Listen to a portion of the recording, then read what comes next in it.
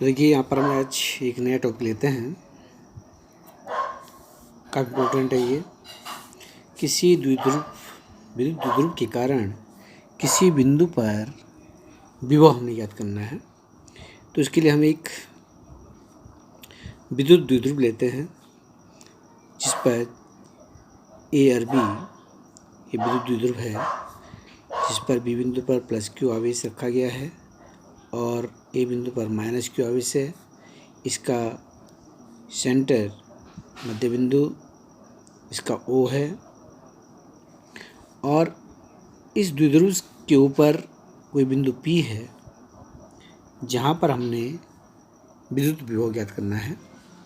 तो इसके लिए हम क्या करते हैं, ए से पी को मिला देते हैं और बी से पी को मिला देते हैं।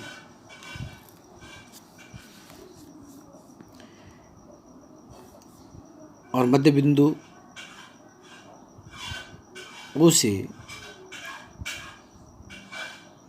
पी को मिलाते हुए ओ से पी की दूरी स्मॉल आर लेते हैं, ए से पी तक की दूरी R1 और बी से पी तक की दूरी R2 लेते हैं।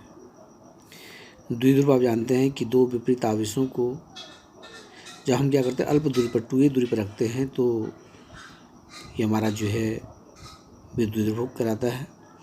तो ये दूरी जो है ए ओ से आधा इधर हो गया, हाफ इधर हो गया, तो ए दूरी हमने जो है बांट दी इसको।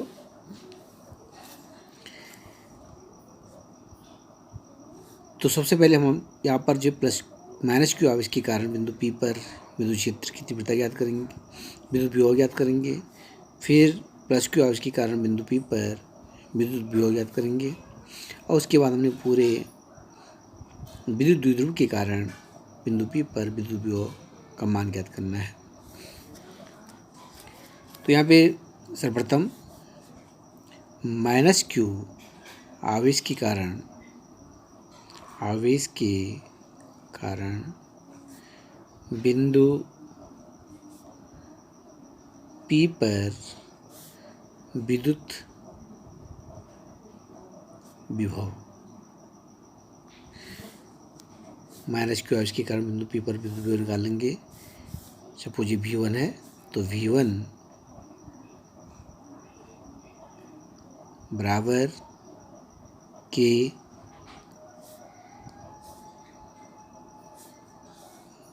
माइनस क्यू अपॉन R1 और इसको हम लिख सकते हैं माइनस के क्यू अपॉन R1। इसी प्रकार प्लस क्यू आवेश के कारण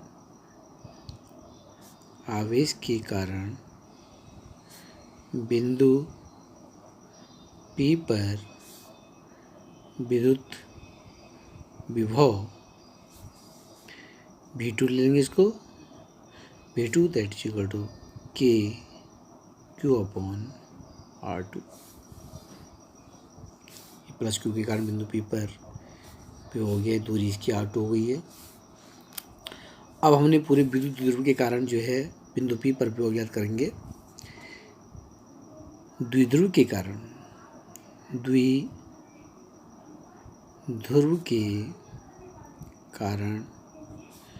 बिंदु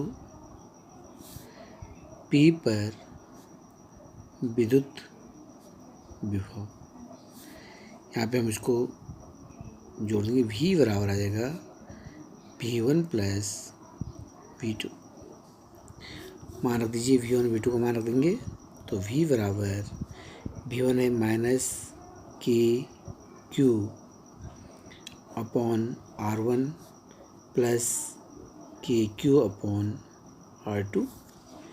यहाँ पर जो हम के क्यू कॉमन ले सकते हैं तो के क्यू हमने कॉमन ले लिया और इस प्लस वाले को हम पहले लिख सकते हैं 1/R2 माइनस 1/R1।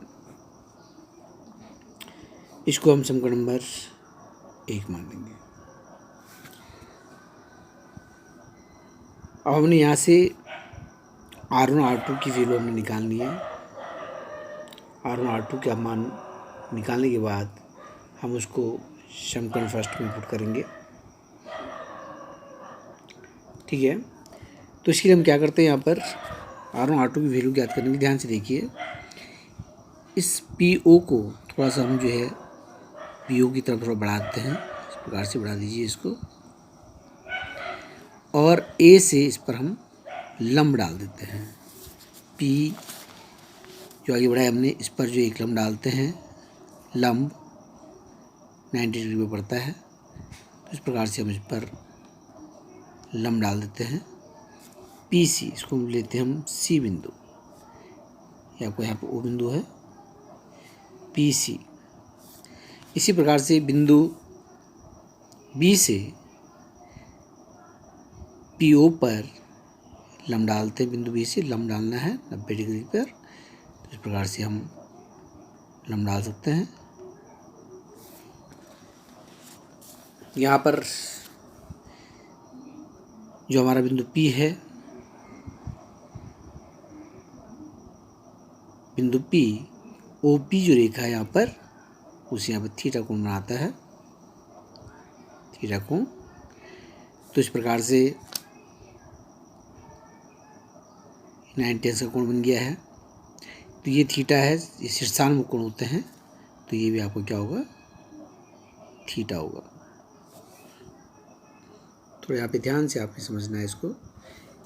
PO को हमने थोड़ा आगे की तरफ बढ़ाया, और A से इस पर हम डालते हैं लंब AC। इसी प्रकार से B से PO पर एक लंब डालते हैं PD, क्या लंब डालते हैं, PD। ठीक है, इतना आ गया। अब इसके बाद हम जो है यहाँ पे मान रखेंगे, देख सकते हैं यहाँ पर हम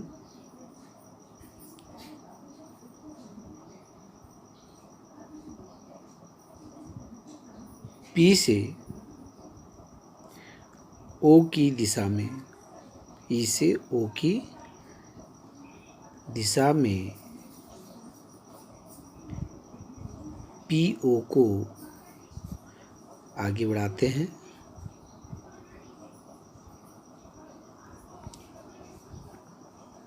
तथा A से इस पर लंब AC डालते हैं,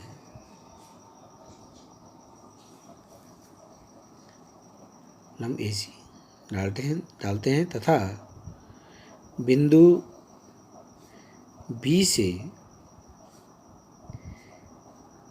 PO पर लंब BD डालते हैं। तो इस प्रकार से यहाँ पे ये क्या बन गया, एक समकोण त्रिभुज बन गया, इधर भी एक समकोण त्रिभुज बन गया है। अब हमने यहाँ पर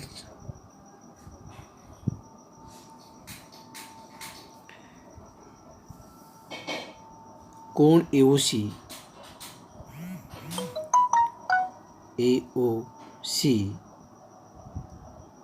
बराबर है कोण BOD के।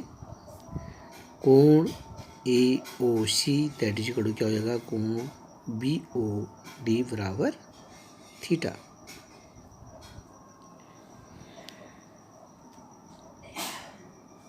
क्योंकि जो A की वैल्यू है, A की वैल्यू वो R से बहुत कम है, A is less than R है, अतः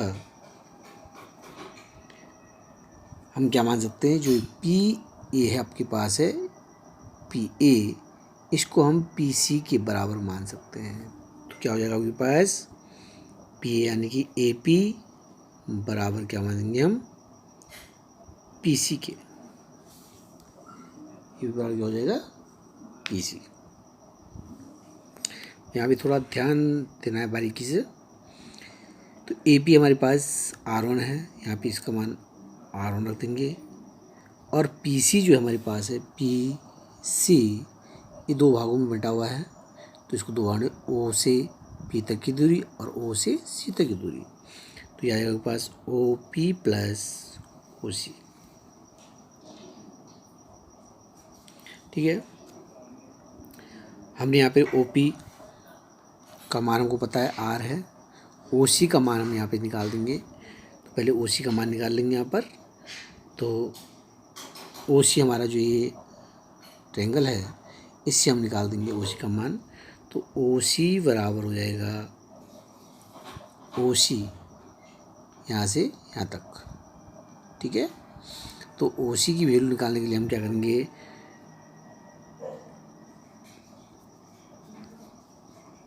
त्रिभुज ए ओ सी से कॉस थीटा बराबर आधार बटे कर्ण, आधार हमारा है ओ सी और कर्ण हमारे पास हो गया है ए ओ यानी कि ए। और यहाँ से जो ओ सी की वैल्यू निकल जाएगी ओ सी बराबर ए कॉस थीटा। इस वैल्यू को हम यहाँ पे पुट कर देंगे। तो आर एन की वैल्यू निकल जाएगी R one that is equal to O P का मान हो गया आर प्लस ओ सी का मान हो गया ए कॉस थीटा। समीकरण नंबर 2। इसी प्रकार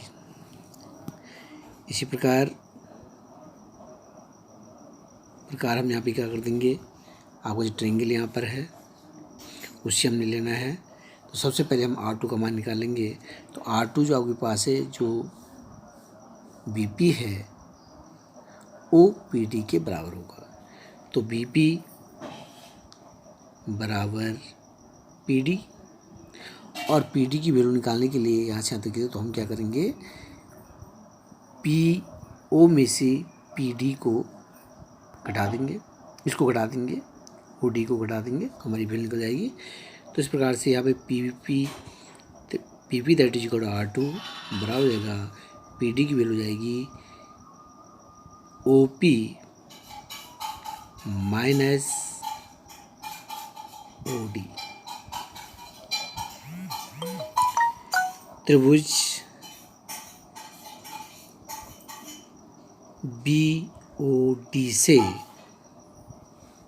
BOD से ले लेंगे। त्रिभुज BOD में कॉस थीटा बराबर आधार बटे कर्ण। तो ये आपके यहाँ पर ये आधार हो गया है और ये आपके पास कर्ण हो गया है। DO ये आधार हो गया है और ये क्या हो गया, कर्ण हो गया, लंब हो गया। इस पर कोण बन रखा है, इस पर वो आधार हो गया है। तो इस प्रकार से OD बटा कर्ण कितना है, ये है, ये आ जाएगा। तो इस पर OD बराबर ए कॉस थीटा और इसको हम यहाँ पर पुट कर देंगे। तो R2 that is equal to OP का मान O से P तक का मान आपके पास है R माइनस ए कॉस थीटा। समीकरण नंबर 3। तो यहाँ पे थोड़ा सा आपने ध्यान से इसको करना है दोनों पार्ट का। R1 R2 के मान निकल गए हैं। R1 R2 का मान समीकरण नंबर 1 में पुट कर देंगे। समीकरण 1 आपके पास है यहाँ पर। तो हमारा जो है पूरा द्विध्रुव के कारण बिंदु P पर विद्युत विभव निकल जाएगा। R1 व R2 के मान समीकरण 1 में रखने पर रख दीजिए। V बराबर आ जाएगा KQ 1/R2 का मान हमारे पास है R माइनस ए कॉस थीटा, तो जाएगा R माइनस ए कॉस थीटा माइनस 1/, इसका मान है R plus a cos theta. और इस प्रकार से V बराबर KQ, यहाँ पे इसका हम एलसीएम ले लेंगे। तो इसका एलसीएम आ जाएगा आपके पास R का square minus a square cos square, multiply कर देंगे इसका, इसके 2 फैक्टर कट जाएंगे, 2 बचेंगे इसके। और इसको जो यहाँ पर सॉल्व करेंगे तो ये आ जाएगा पहले r plus a cos theta minus फिर ये आएगा r माइनस ए कॉस थीटा। v बराबर के क्यू, इसको यहाँ पर जो है अंदर जाएंगे minus r plus a cos theta ऐसे रहेगा, माइनस हो जाएगा, चेंज हो जाएंगे इसके, minus r plus a cos theta upon r square a square cos square theta. v बराबर के क्यू, यहाँ पे r से r कट जाएगा, ये दोनों प्लस में जुड़ जाएंगे ये, तो ये आ जाएगा आपके पास 2a cos theta upon r square minus a square cos square theta. इतना ही है। क्योंकि आप जानते हैं यहाँ पर जो विद्युत द्विध्रुव की जो है ए और वी दोनों आवेशों के बीच की जो दूरी होती है ये बहुत ही अल्प होती है, तो अल्प होगी तो ए का मान जो है आर की तुलना में बहुत कम होगा, क्योंकि ए इज लेस देन आर, तो ए स्क्वायर का मान आर स्क्वायर की तुलना में नगण्य मान सकते हैं।